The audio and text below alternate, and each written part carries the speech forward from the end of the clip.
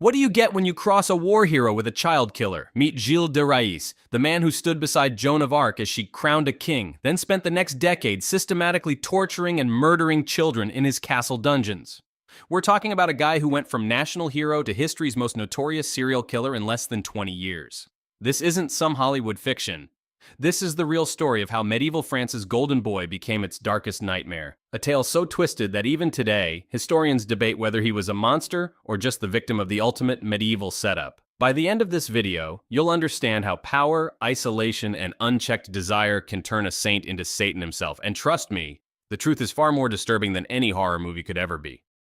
Born in 1405, Gilles de Rais had everything handed to him on a silver platter. His family owned massive estates across Brittany and Anjou, making him one of the wealthiest men in France before he even hit puberty. When his parents died, young Gilles inherited a fortune that would make modern billionaires jealous. But here's the thing, wealth wasn't enough for this kid. He wanted glory. At just 16, Gilles threw himself into the 100 Years' War with the enthusiasm of someone who'd never seen a real battlefield. And damn, was he good at it. The guy had a natural talent for warfare that caught everyone's attention, especially when he started racking up victories against the English. Then came 1429, the year that changed everything. A peasant girl named Joan of Arc showed up claiming God told her to crown the Dauphin as king.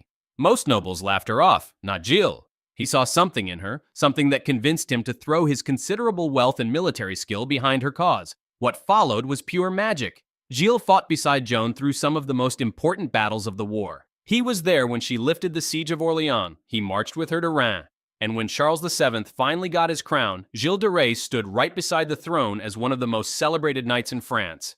At 24, he was everything medieval society admired, wealthy, brave, loyal, and blessed by God himself. The church even made him a Marshal of France, the highest military honor possible. Gilles de Rais was living the medieval dream. But dreams, especially medieval ones, have a nasty habit of turning into nightmares. Joan of Arc was captured by the English in 1430. A year later, she burned at the stake.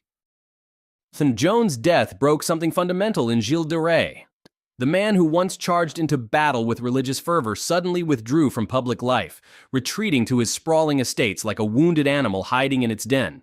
What he did next would make any financial advisor weep. Gilles began spending money like the world was ending tomorrow. We're talking about theatrical productions that cost more than most kingdoms' annual budgets, complete with elaborate costumes, hired actors, and sets that would make Broadway jealous. He threw banquets that lasted for days, serving exotic foods to hundreds of guests who probably thought he'd lost his mind. But the real red flag? His sudden obsession with alchemy and the occult. Gilles started collecting books on black magic, hiring supposed sorcerers and alchemists who promised to help him transmute base metals into gold. Not because he needed money. Remember, this guy was still ridiculously wealthy, but because he was desperately searching for something to fill the void Joan's death had left behind. His servants began whispering about strange rituals conducted in the castle's lower chambers. Locals reported seeing mysterious lights and hearing unsettling sounds coming from his properties at night.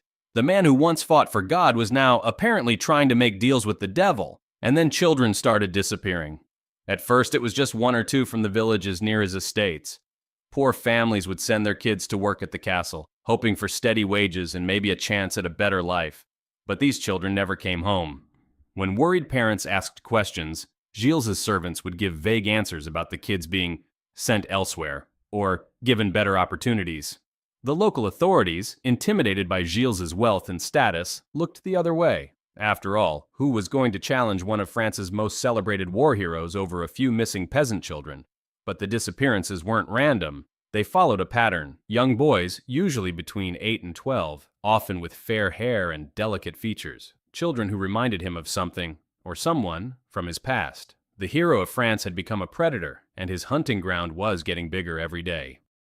The events that unfolded within the walls of Gilles de Rais' castles were horrific, far surpassing the darkest fiction. Gilles developed a sinister method for acquiring his victims.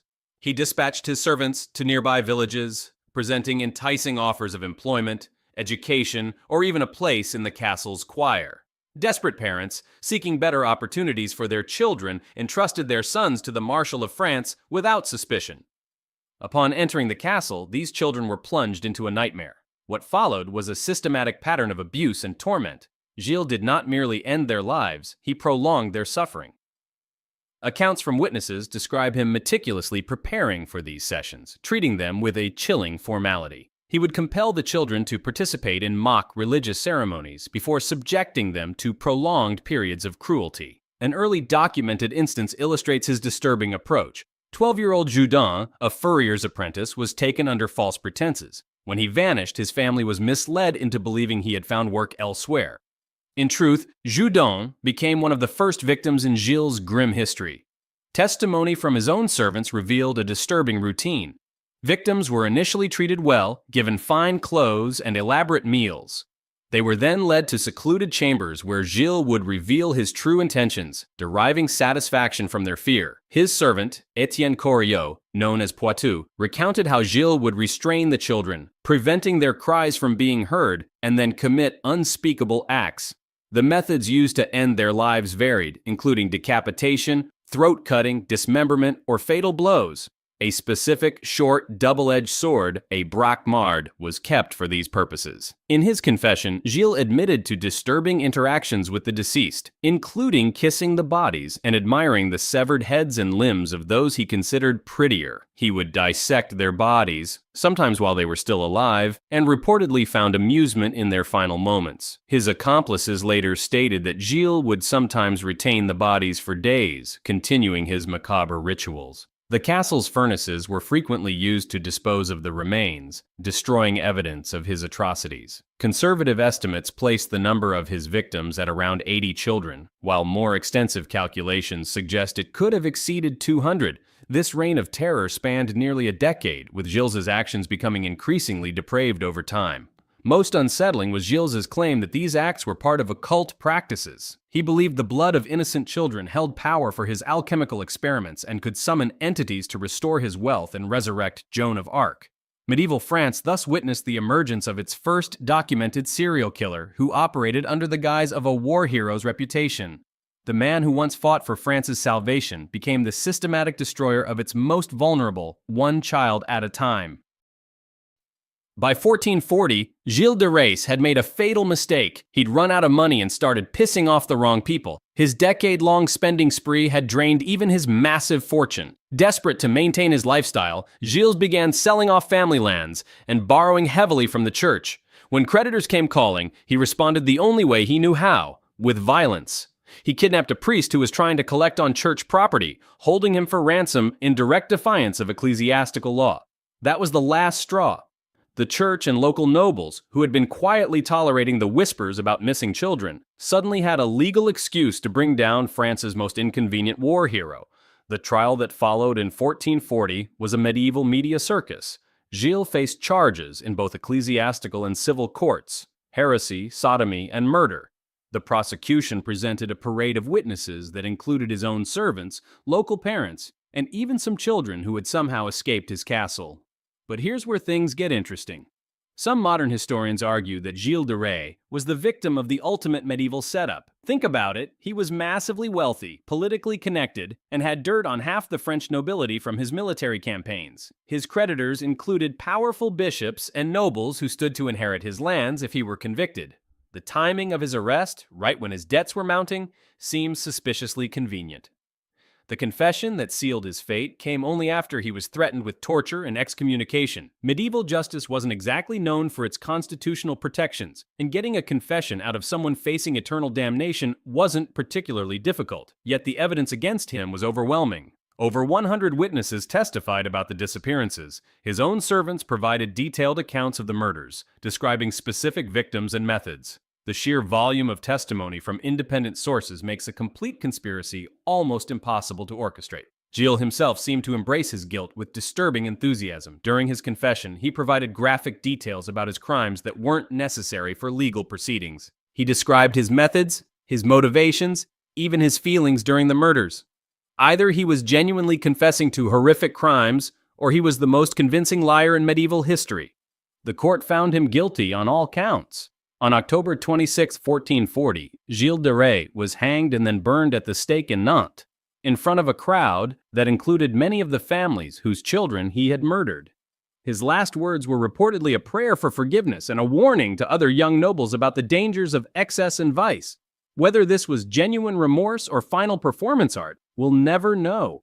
What we do know is that medieval France had just executed either its most notorious serial killer or its most spectacular scapegoat. The truth, like most things in medieval history, died with the man himself. Death should have been the end of Gilles de Rais. Instead, it was just the beginning of his most twisted transformation yet. For centuries after his execution, French authorities tried to erase him from history entirely. His name was scrubbed from official records about Joan of Arc's campaigns. Historians writing about the 100 Years' War conveniently forgot to mention one of its most decorated commanders. The church, embarrassed by how long they'd ignored the disappearances, pretended he'd never existed. But you can't kill a story that good. Gilles de Rais was too perfect a villain to stay buried. By the 17th century, French storytellers had begun weaving his crimes into folktales. The wealthy nobleman who murdered children in his castle became the inspiration for Charles Perrault's Bluebeard, the fairy tale about a rich man who kills his wives and hides their bodies in a locked room. The details were sanitized for children's stories, but the core remained: power plus secrecy equals horror.